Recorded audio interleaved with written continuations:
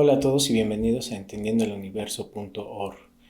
El día de hoy, continuando con la serie de nuestras festividades otoñales y una vez resuelta la situación de la iluminación, pues el último video fue un poquito difícil de grabar, pero bueno, ya estamos mejorando un poquito también en estas condiciones, pues las grabaciones de nuestros videos.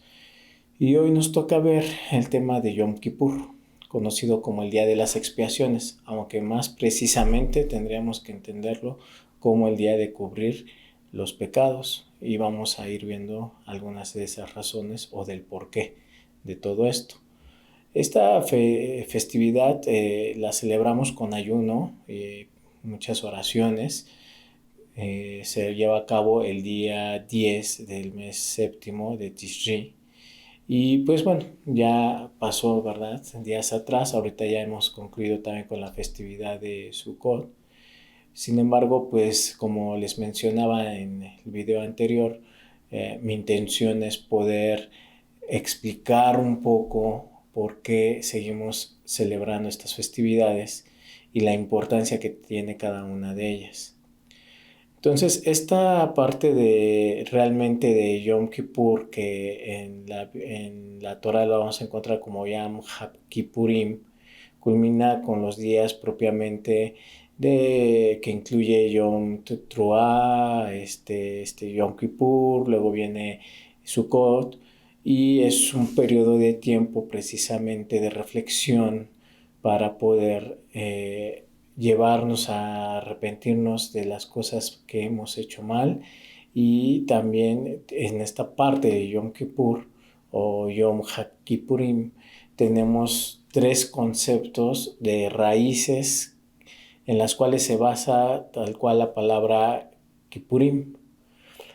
Algunos investigadores mencionan que la raíz de Kiper, que es expiar, es una palabra que es similar a una palabra o una equivalencia babilónica que significa borrar.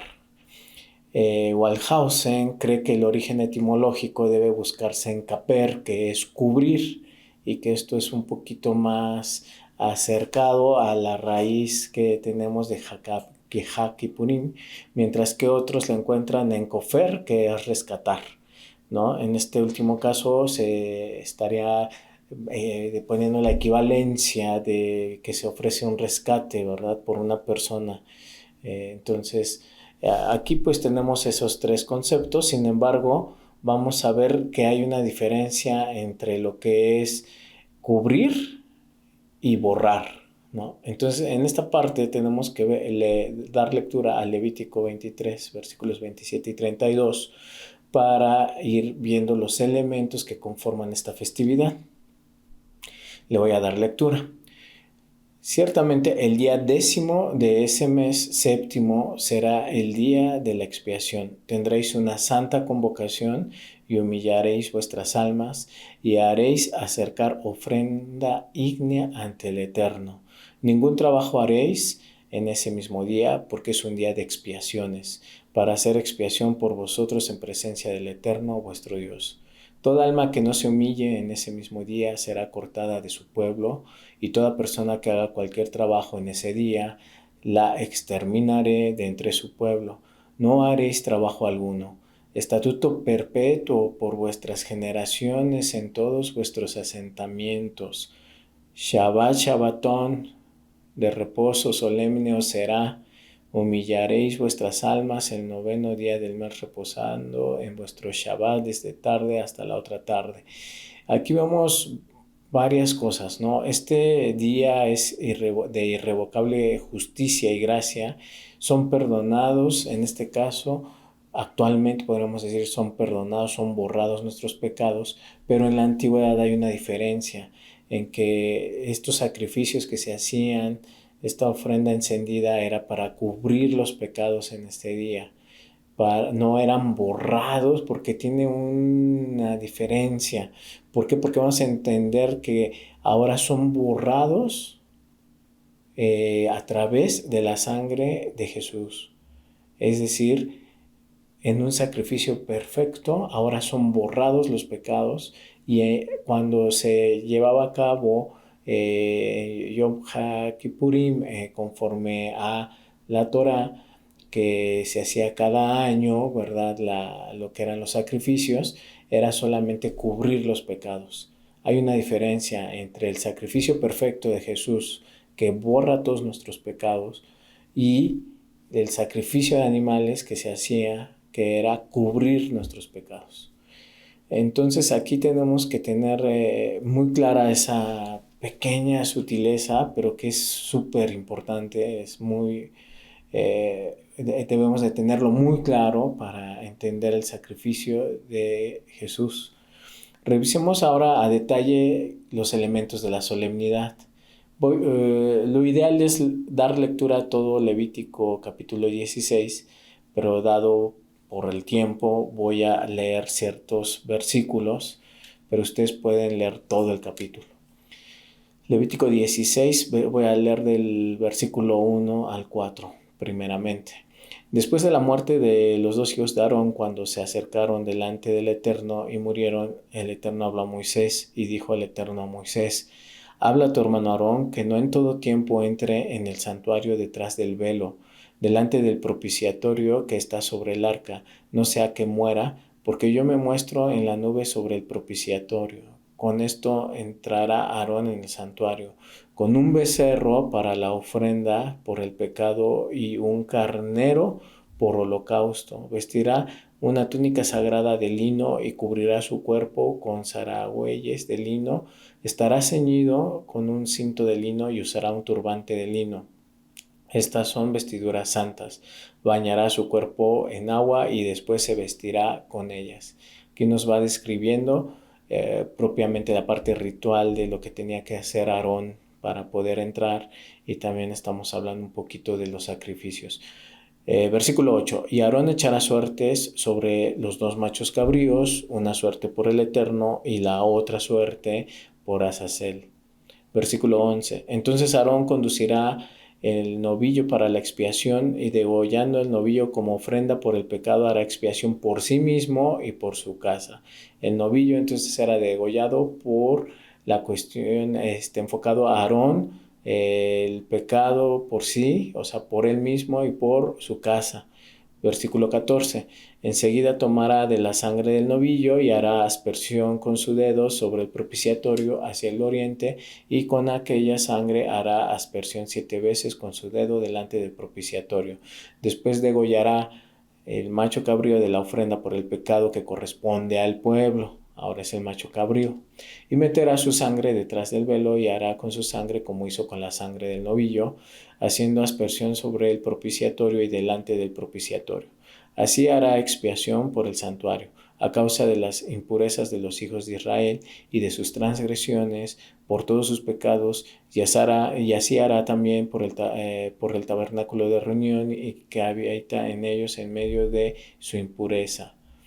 Versículos 20 al 22. Cuando haya acabado de hacer expiación por el santuario, por el tabernáculo de reunión y por el altar, hará aproximar el macho cabrío vivo. Aarón apoyará sus dos manos sobre la cabeza del macho cabrío vivo y confesará sobre él todas las iniquidades de los hijos de Israel, así como de todas sus transgresiones y todos sus pecados. Los depositará sobre la cabeza del macho cabrío y lo enviará al desierto por mano de un hombre destinado al efecto. El macho cabrío cargará sobre sí todas las iniquidades de ellos hacia una tierra solitaria y se le dejará ir en el desierto. Esto es lo que sucede con el otro macho cabrío. Se enviaba al desierto. Versículo 29 al 34 y parte final. Esto será por estatuto perpetuo. En el 7º mes, en el 10º día del mes, humillaréis vuestras almas y no haréis ninguna obra, así el nativo como el extranjero que peregrina entre vosotros, porque ese día se hará expiación por vosotros para limpiaros y quedaréis limpios de todos vuestros pecados delante del Eterno. Será para vosotros Shabbat solemne, y humillaréis vuestras almas, es estatuto perpetuo. El sacerdote que haya sido ungido y consagrado para ser sacerdote en lugar de su padre hará la expiación. Se vestirá las vestiduras de lino blanco, las vestiduras más santas, hará expiación por el santuario, hará expiación por el tabernáculo de reunión y por el altar, y hará expiación por los sacerdotes y por todo el pueblo de la congregación. Esto tendréis por estatuto perpetuo, que se haga expiación una vez al año por los hijos de Israel a causa de todos sus pecados, y él hizo como el Eterno había ordenado a Moisés. Estamos viendo aquí todos los elementos que conforman esta festividad. ¿Y por qué es importante determinar estos elementos? Para ver precisamente por qué sí se sigue celebrando y cómo se sigue celebrando, ¿no? Entonces tenemos los siguientes elementos. Tenemos el templo, tenemos obviamente dentro del templo la parte del tabernáculo, ¿verdad? Del lugar santísimo. Tenemos al sacerdote, tenemos los sacrificios, tenemos el Shabbat, Shabbatón, y tenemos aflicción del alma, o bueno, en este caso, ¿no? Dice humillaréis vuestra alma, que es la aflicción o ayuno. Debemos entender todo esto porque son los 5 elementos que conforman esta festividad y que vamos a ver rápidamente haciendo pues de una forma rápida cada uno de los elementos. Entonces hemos leído que cuando existía el templo en la ciudad de Jerusalén, el Yom HaKippurim era el único día en el que el sumo sacerdote podía entrar en el lugar santísimo vestido solamente de lino blanco. El templo actualmente no existe, ni tampoco la familia sacerdotal, y por lo tanto esta situación tenía que modificar o más bien actualizarse, porque ya Dios tenía ese plan trazado, y sobre todo la parte de cuando vino Jesús nos venía a enseñar algunas cosas que se iban a ir transformando. Entonces, el templo en el Nuevo Testamento, digámoslo así, Jesús anuncia su ruina, advierte que Dios abandonaría ese lugar, que se desplomaría y no quedaría piedra sobre piedra, ¿no? Conforme lo que podemos leer en Marcos 13, versículo 2. Da una profecía detallada del templo. Tenemos también que dar lectura a Mateo 24, versículos 1 y 2, que sería al mismo tiempo la señal de una intervención de Dios. Dentro de los 3 días surgiría el nuevo templo que estaba preparado, y el nuevo templo que vendríamos a entenderlo de la siguiente forma. Para Jesús el templo, o sea, físico, que en la época que él estuvo viviendo aquí en la tierra, fue importante porque lo llamaba mi casa o la casa de mi padre, y entonces él tenía ese celo por el templo, consideraba el lugar como un lugar sagrado, un lugar santo, y por eso se molestó, ¿no? Por ejemplo, cuando profanaban el templo por el amor al dinero, que les reemplazaba el lugar al amor, del amor que deberían de haber tenido por Dios. Vamos a dar lectura, por ejemplo, a Mateo 21, versículos 12 y 13, que dice: y Jesús entró en el templo y echó a todos los que vendían y compraban en el templo, y volcó las mesas de los cambistas y los asientos de los que vendían las palomas. Y les dice: está escrito, mi casa será llamada casa de oración, pero vosotros la estás haciendo cueva de ladrones. Entonces, esto, bueno, lo podemos leer también en Isaías 56:7, ¿no? Que habla de la casa de oración, y Jeremías, capítulo 7, versículo 11, que habla precisamente respecto de la cueva de ladrones ante vuestros ojos, ¿no? Pero bueno, vamos a seguir leyendo. El verdadero templo de Dios es Jesús mismo. De ahí el verdadero templo del nuevo pacto. Esto es importante. Hay que ver que solo a través de Él entramos en la presencia de Dios. Y vamos a ver estos versículos muy interesantes. Vamos a ver en el Evangelio según Juan, capítulo 2, versículos 19 y 21.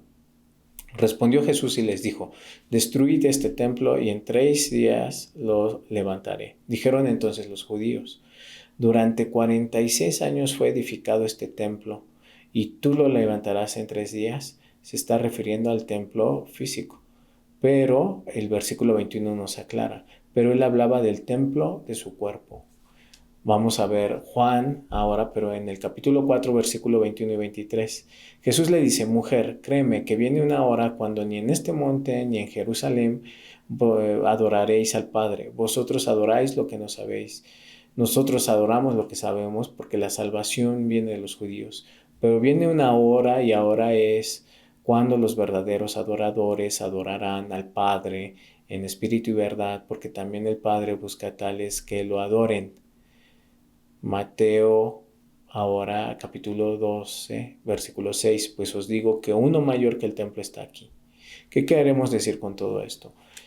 El templo iba a ser destruido, ¿no? En el año 70, y obviamente Jesús sabía y profetizó también sobre esa destrucción. Sin embargo, empieza a actualizar lo que se iba a entender como el templo. Los primeros cristianos siguieron adorando en un entorno judío y fueron considerados también, consideraban esa parte del templo, ¿no? Como algo fundamental, y sí era fundamental. Sin embargo, desde la destrucción y para adelante, todo esto se iba a ir transformando. Por eso cuando Jesús habla de que los verdaderos adoradores adorarán al Padre en espíritu y verdad, se iba tornándose de algo material, de algo físico, algo más espiritual, ¿no? Entonces el templo también se iba a ir transformando. Aquí vamos a ver ahora en Hechos, capítulo 17, versículo 24-25, para ir aclarando más este aspecto. El Dios que hizo al mundo y todo lo que hay en él, siendo Señor de cielo y tierra, no habita en templos hechos por manos, ni es servido por manos humanas, ni tiene necesidad de cosa alguna, pues Él da a todos vida y aliento y todas las cosas. Estamos viendo que no habita Dios en templos hechos por manos. ¿Por qué? Porque todo esto se estaba transformando ya. Ya no iba a ser necesario tener el templo para poder adorar a Dios. Y vamos a ver por qué no habita en templos hechos por manos, porque ya está elevándose a nivel espiritual toda esta situación. Vamos a leer 1 Corintios 3, versículos 16 y 17. ¿No sabéis que sois templo de Dios y que el Espíritu de Dios mora en vosotros? Si alguno violara el templo de Dios, Dios destruirá al tal, porque el templo de Dios, el cual sois vosotros, santo es. Estamos teniendo más claridad. ¿Dónde está ahora el templo? ¿Quién es el templo? Jesús vino a enseñar que el templo era Él mismo. En Él mismo estaba el templo. ¿Por qué? Porque Dios moraba en ese templo, que era Jesús mismo. Aquí ahora Pablo nos enseña también de una manera más clara que entendamos que nosotros somos templo de Dios. Entonces ese templo material que dejó de existir se iba a actualizar ahora a algo más espiritual que es en cada uno de nosotros. Y todo esto está vinculándose. Entonces vamos a ver, ¿no? Aquí tenemos también en Hebreos 3, versículo 6, cómo ya se tenía que ir entendiendo toda esta parte.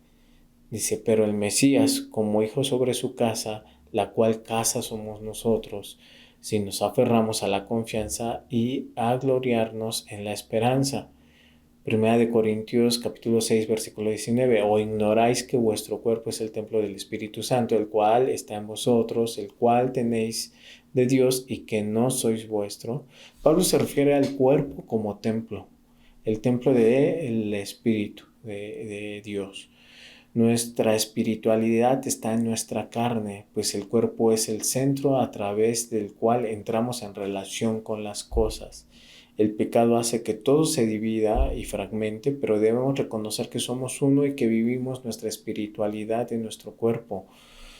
Pues no somos ángeles, ¿no? Entonces en esta parte tenemos que comprender que es importante cuidar también nuestro cuerpo y mantenernos apartados de lo que lo daña, porque es nuestro medio físico. Ya no hay un templo físico, sino ahora nuestro mismo cuerpo es el templo físico también. espiritualmente y es materialmente nuestro medio para manifestar espiritualidad.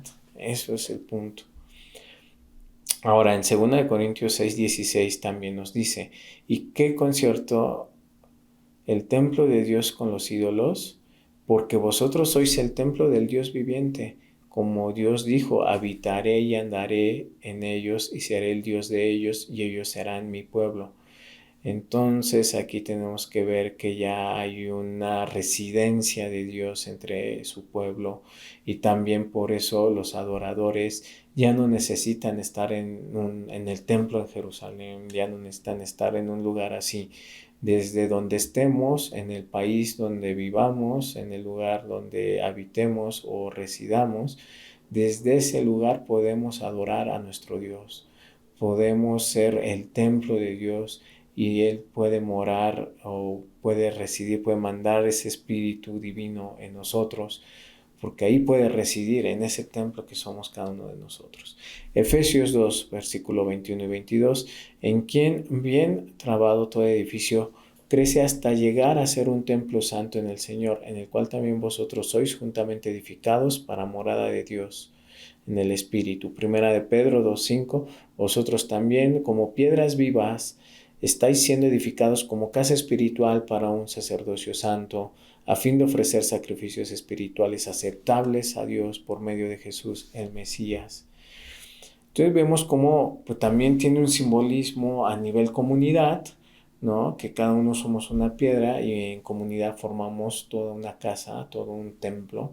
Pero yo lo que quiero señalar en este momento es precisamente que cada uno de nosotros somos morada de Dios, somos un templo para Dios. Nuestro cuerpo, nuestra espiritualidad es eso, se transformó. Ya no tenemos un templo físico al que tendríamos que ir si hoy existiera, ¿no? Sobre todo en estas festividades, algunas que son de peregrinación, tendríamos que ir al templo en Jerusalén a celebrar esas festividades, las otras no, pero teníamos que hacer y llevar también nuestro sacrificio y demás.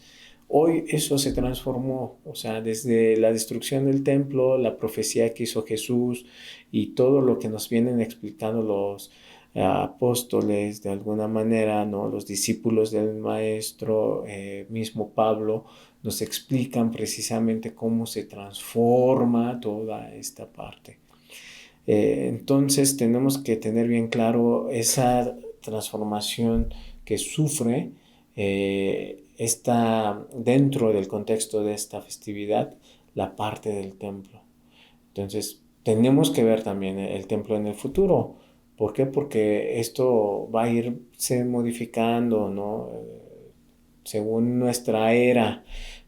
Vamos a ver en Apocalipsis 21-22, y no vi en ella templo porque el Señor Dios Todopoderoso es el templo de ella y el Cordero, ¿no? Entonces esto es importante porque hubo templo en el pasado, luego después ya no hubo templo.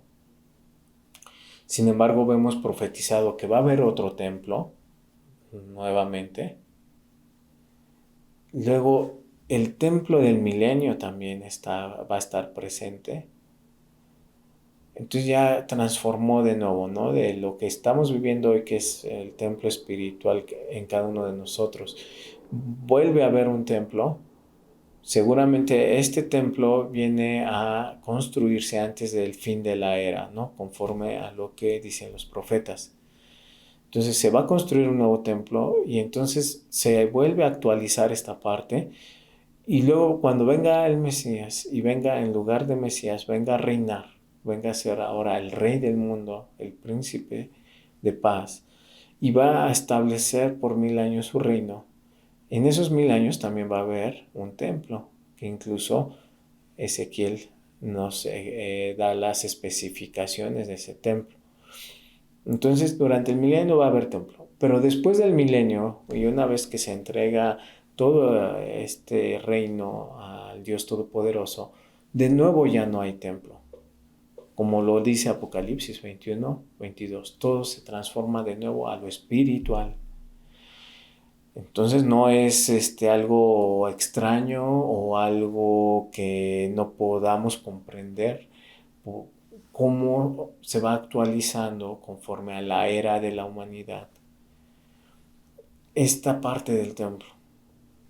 Entonces vamos a volver ahora al siguiente elemento, es el del sacerdocio. Y para esto es muy importante leer el capítulo 7 completo de Hebreos. Sin embargo, para cortar el video voy a leer algunas partes. Hebreos 7, vamos al versículo 11. Por tanto, si en verdad la perfección era por medio del sacerdocio levítico, porque bajo él recibió el pueblo la ley, ¿qué necesidad había de que se levantara otro sacerdote según el orden de Melquisedec y que no fuera llamado según el orden de Aarón? Aquí en el contexto del sacerdocio de orden de Aarón, la parte del sacerdocio levítico, y estamos también hablando de sacerdocio según el orden de Melquisedec, ¿no? Que vamos a ver de qué se trata.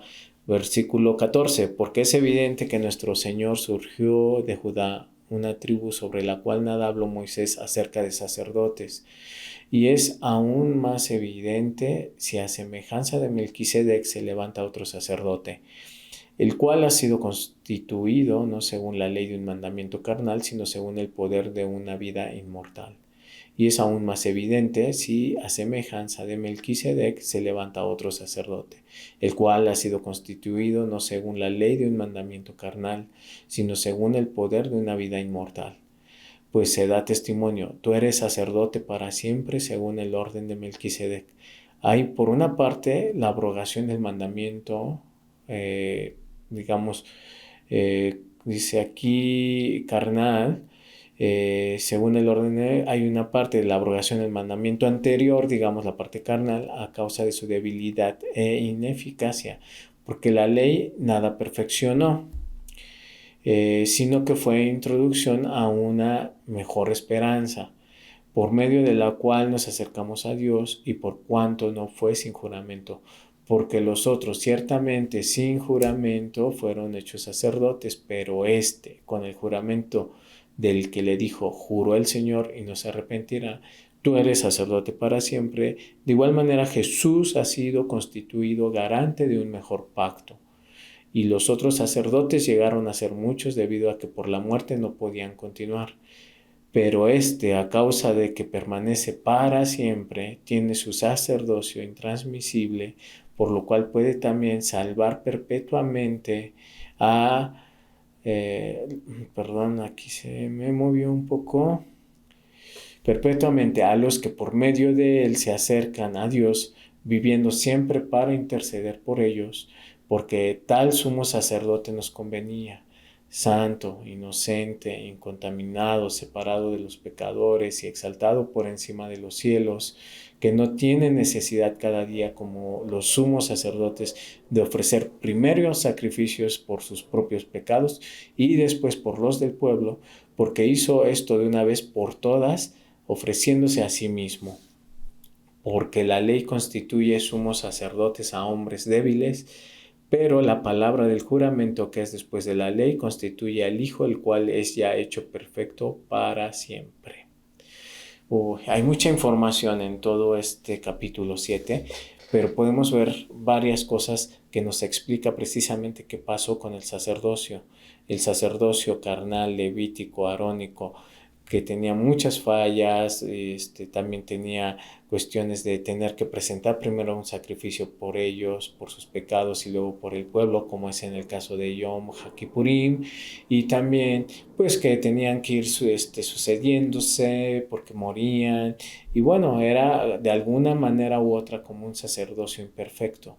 Viene Jesús y con su sacrificio parte totalmente el sacrificio para que sea uno solo por única ocasión, pero también a su vez Él actualmente es nuestro sumo sacerdote, es el sacerdote perfecto que no tiene necesidad de nada y que es el que se encarga de interceder por nosotros delante de Dios, y es a través de Él por el cual hemos sido perdonados y nuestros pecados han sido borrados, ¿no? Y esta es la importancia y esta es la actualización en el elemento sacerdocio.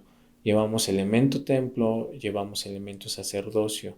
Hoy no hacemos sacrificios de animales, hoy no vamos a buscar un sacerdote porque ya está presente en nuestras vidas a partir de la venida de Jesús y de todo nuestro proceso de creencia hacia Él como nuestro Mesías, ahora es nuestro sacerdote también.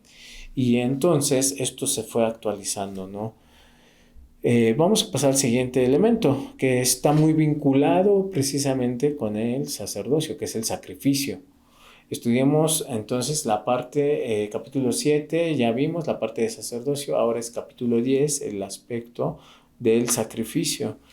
Y también voy a leer algunos versículos, lo importante sería leer todo el capítulo para que ustedes lo puedan leer en casa, pero voy a leer algunos versículos. Hebreos 10, voy a empezar desde el versículo primero. Porque la ley, teniendo meramente una sombra de los bienes destinados a venir, no la imagen misma de las cosas, nunca puede perfeccionar a los que se acercan por medio de los mismos sacrificios que se ofrecen continuamente cada año. De otra manera, no habría cesado de ser ofrecidos, puesto que los que adoran, una vez purificados, no tendrían ya más conciencia de pecado, pero en ellos se hace memoria de los pecados cada año. Porque es imposible que la sangre de toros y de machos cabríos pueda quitar pecados, por lo cual, entrando en el mundo, dice, sacrificio o ofrenda no quisiste, pero me preparaste cuerpo, holocaustos y expiaciones no quisiste. Entonces dije, he aquí, vengo, oh Dios, para hacer tu voluntad. En la cabecera del rollo está escrito acerca de mí, diciendo antes, sacrificios y ofrendas y holocaustos y expiaciones no quisiste, ni escogiste, las cuales cosas son ofrecidas según la ley. Entonces ha dicho, he aquí, he venido para hacer tu voluntad. Quita lo primero para establecer lo segundo. En esa voluntad somos santificados por la ofrenda del cuerpo de Jesús, el Mesías, una vez por todas. Y todo sacerdote en verdad está de pie día tras día, ministrando y ofreciendo repetidamente los mismos sacrificios que nunca pueden quitar los pecados. Pero éste, habiendo ofrecido un solo sacrificio para siempre por los pecados, se sentó a la diestra de Dios. Entonces vamos viendo precisamente de algún modo la carencia que tenía el sacrificio de animales anteriormente y el sacrificio perfecto de Jesús. No podían quitarse los pecados antes, pero con el sacrificio de Jesús se pueden quitar, se pueden borrar. Para que vean la diferencia y el gran nivel y el gran sacrificio y la gran importancia que tiene Jesús en nuestras vidas por todo esto que nos está explicando la palabra divina, y es muy importante que lo tengamos muy claro. Entonces por eso dice que es una sombra de lo que fue antes, porque por la perfección que hay en lo que vino a ser Jesús. No, ahora, versículo 19, 20 y 21. Así que, hermanos, teniendo confianza para entrar en el lugar santísimo por la sangre de Jesús, la cual nos abrió un camino nuevo y vivo por medio del velo, esto es, de su carne, y teniendo un gran sacerdote sobre la casa de Dios. Versículo 26 y 27. Porque si continuamos pecando voluntariamente, después de haber recibido el conocimiento de la verdad, ya no queda más sacrificio por el pecado, sino una horrenda expectación de juicio y ardor de fuego que va a consumir a los adversarios. Aquí es muy importante porque si creemos o sentimos en nuestra vida cotidiana que el realizar pecados no tiene consecuencias, no las tiene de forma inmediata como tal vez pudo haber sido en la antigüedad, ¿no? Cuando alguien cometía un pecado y era juzgado por la ley, y generalmente en muchas de las ocasiones eso era muerte. Hoy no, y podemos confiarnos y decir, en fin, que soy perdonado por la sangre de Cristo. Pero no, aquí es muy claro. Nosotros no podemos menospreciar para nada ese sacrificio, porque si continuamos pecando voluntariamente después de haber recibido este conocimiento, ya no queda más sacrificio por el pecado. Y es muy claro, nosotros no podemos pecar indiscriminadamente pensando en que el sacrificio ahí está. Precisamente esos errores cometía el pueblo antes. Tenemos que valorar la sangre de Cristo y buscar y luchar todos los días por ser mejores y no cometer errores, no cometer pecados, que si no es como menospreciar la sangre de aquel que dio todo por nosotros y no podemos hacer eso. Dice: el que viola la ley de Moisés por el testimonio de 2 o 3 testigos muere irremisiblemente. Versículo 29. ¿Cuánto peor castigo pensáis que merecerá el que pisoteó al Hijo de Dios y tuvo por inmunda la sangre del pacto, en la cual fue santificado y ultrajo el Espíritu de gracia? Imagínense, es lo que les estoy diciendo. Si con base en la ley de Moisés había muerte, ¿cuánto nos espera si pisoteamos la sangre de Jesús? Tenemos que pensar y meterlo muy adentro de nuestra cabeza que cada vez que cometemos un pecado de manera voluntaria, estamos pisoteando la sangre preciosa de Jesús. Tenemos que tener eso en mente siempre. Vamos a leer ahora en 1 de Timoteo, capítulo 2, versículos 5 y 6. Pues hay un solo Dios, un solo mediador entre Dios y los hombres, el hombre Cristo Jesús, el cual se dio a sí mismo en rescate por todos, cuyo testimonio fue dado en sus propios tiempos. 1 de Pedro, capítulo 2, versículo 24. Él mismo llevó nuestros pecados en su propio cuerpo sobre el madero, para que nosotros, haciendo muerto a los pecados, vivamos para justicia. Por sus heridas fuisteis sanados. Estamos leyendo el valor que tenemos que darle a esto. Juan 1:29. Al día siguiente ve a Jesús que viene hacia él y dice: he aquí el Cordero de Dios que quita el pecado del mundo. Quita el pecado del mundo. No los cubre, los quita. Es muy importante. Primera de Juan 2, versículo 2. El cual es también la propiciación por nuestros pecados, y no solo por los nuestros, sino también por los de todo el mundo. Es decir, la puerta, y esa es la gracia, la puerta está abierta. Es un regalo para cualquier persona. Si decide esa persona entrar, se le está dando la gracia, el regalo de ser perdonados todos sus pecados.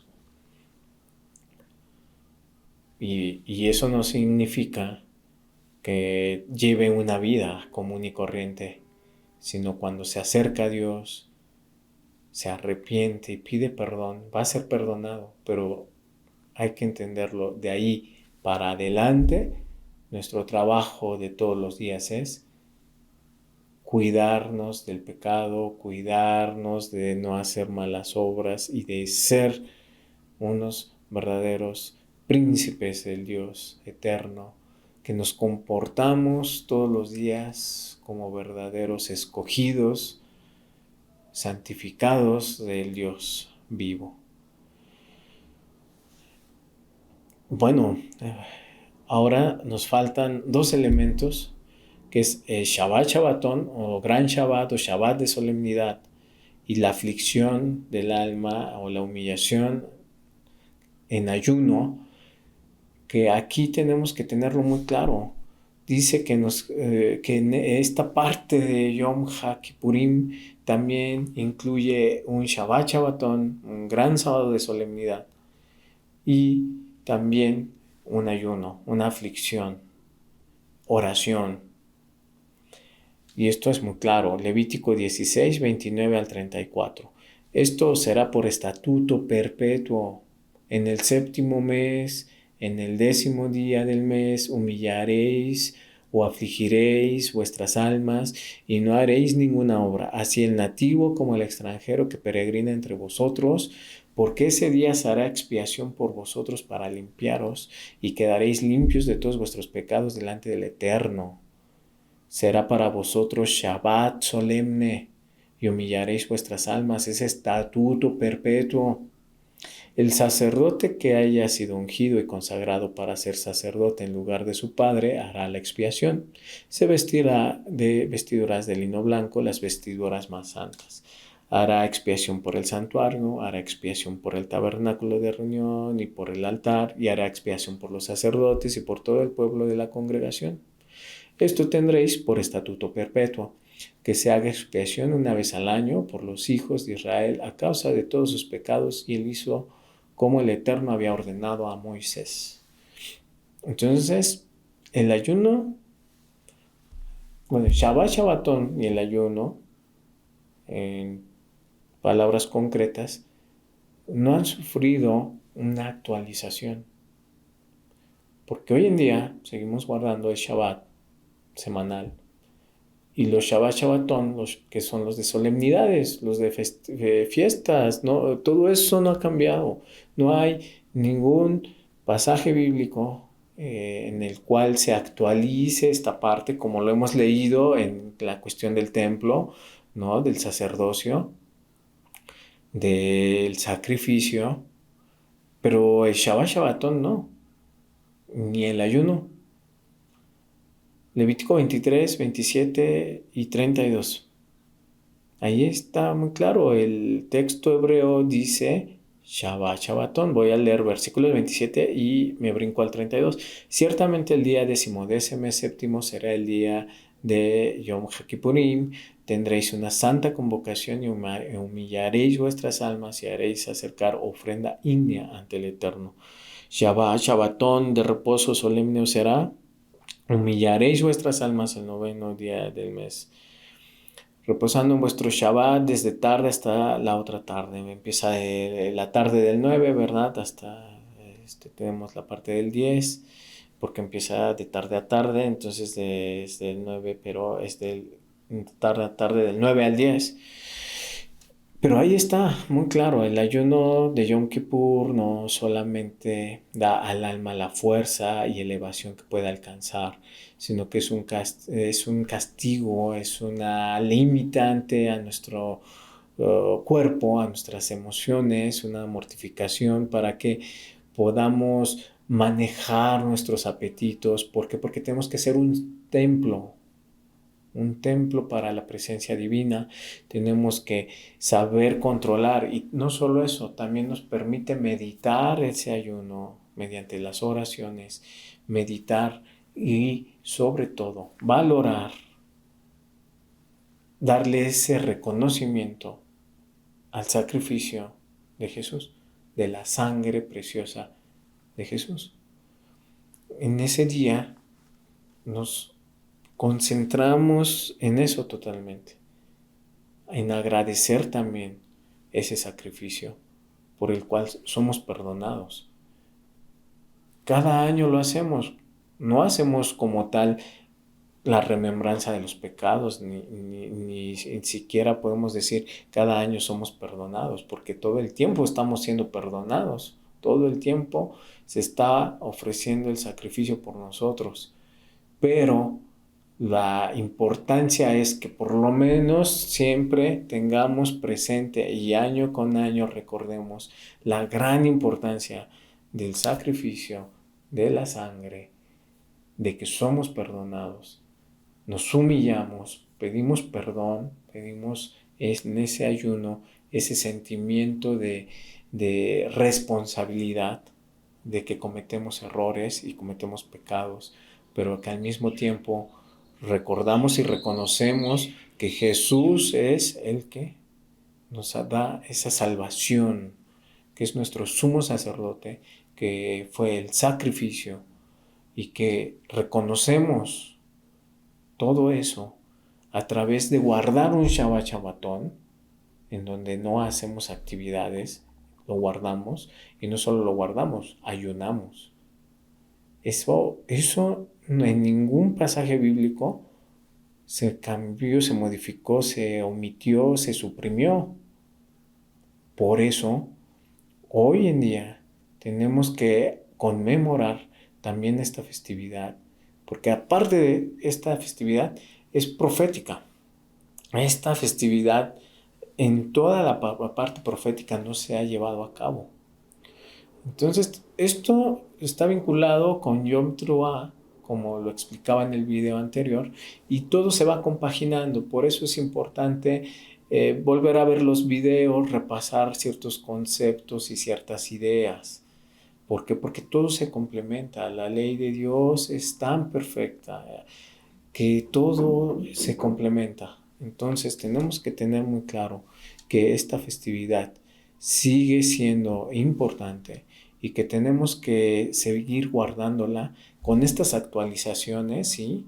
Y tomando en cuenta los elementos que hemos platicado hoy. Pero es muy importante que sigamos cumpliendo con la divina voluntad y que sigamos apegándonos a nuestro Dios y a todas sus leyes y celebrar todas las fiestas, las solemnidades de nuestro querido y muy amado Dios, nuestro Padre eterno, y el reconocimiento también a Jesús como nuestro Mesías príncipe, y que también lo seguimos esperando para que venga a reinar y a establecer y a cumplir la profecía del reino del milenio. Muchas gracias a todos. Ha sido un tema muy interesante y espero muy pronto poder seguir subiendo el video que continuaría con estas festividades sobre algunas reflexiones de la fiesta de Sukkot y el gran día, que es el día octavo. Muchas gracias a todos, que estén muy bien y un saludo. Hasta pronto.